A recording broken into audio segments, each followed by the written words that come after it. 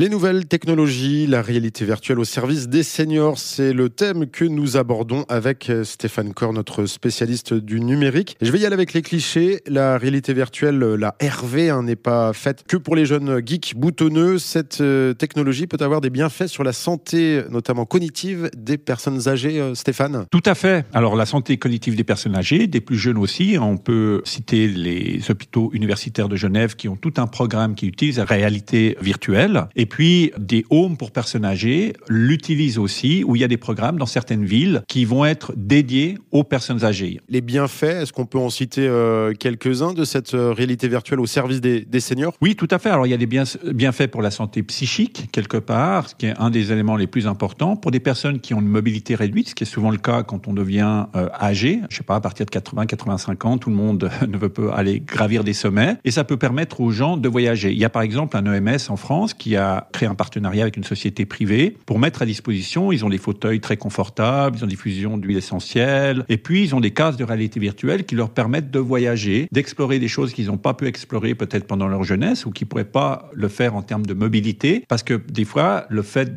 d'aller sur le lieu qu'on aimerait découvrir va être plus contraignant que l'avantage amené par cette découverte. Donc la réalité virtuelle permet, en tout cas pour une partie de la population, de combler tout ça et d'apporter un bienfait aussi au niveau cognitif, parce qu'il y a les voyages, mais il y a tous les jeux, les éléments d'interaction. On peut entretenir, on peut quelque part réduire la progression de certaines maladies comme Alzheimer ou autres avec l'aide de la réalité virtuelle. Alors, il n'y a pas de solution miracle, mais ça permet un petit peu de freiner des fois des formes de démence. Parlons de ces casques de réalité virtuelle. Il y a une sacrée évolution. Si je fais au plus simple, maintenant, la plupart des casques ne mettent plus la barre au crâne parce qu'il y avait quelques soucis. Il y a encore des personnes qui ont du mal avec ces casques. C'est aussi un des problèmes de l'adoption finalement de la réalité virtuelle. On peut créer des mondes virtuels ou des métavers, mais le problème reste le périphérique. Alors par rapport au coût, parce que ces casques de bonne qualité représentent quand même un certain coût, et puis par rapport au poids, même si ça fait quelques centaines de grammes, au bout d'un moment on peut le sentir, par rapport à la durée des batteries,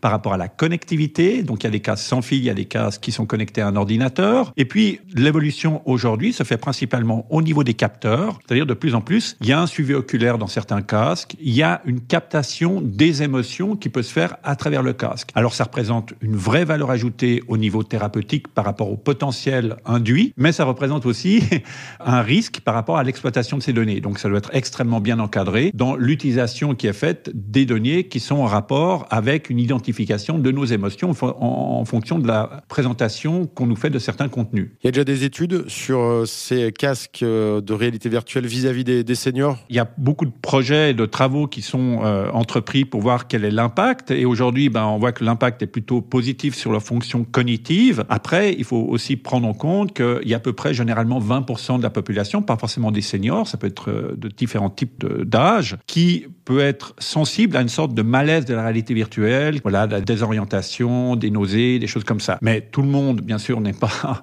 victime de ce type de malaise. Et puis, la force de ces malaises se réduit au fur et à mesure qu'on avance dans leur gravité. C'est-à-dire que c'est pas 20% de la population qui va vomir après avoir fait une expérience de la réalité virtuelle. Mais on peut se sentir un peu désorienté pour certaines personnes. Et puis, des fois, il y a une sorte de glissement entre cette réalité virtuelle à laquelle on accède et le fait de revenir dans la réalité physique.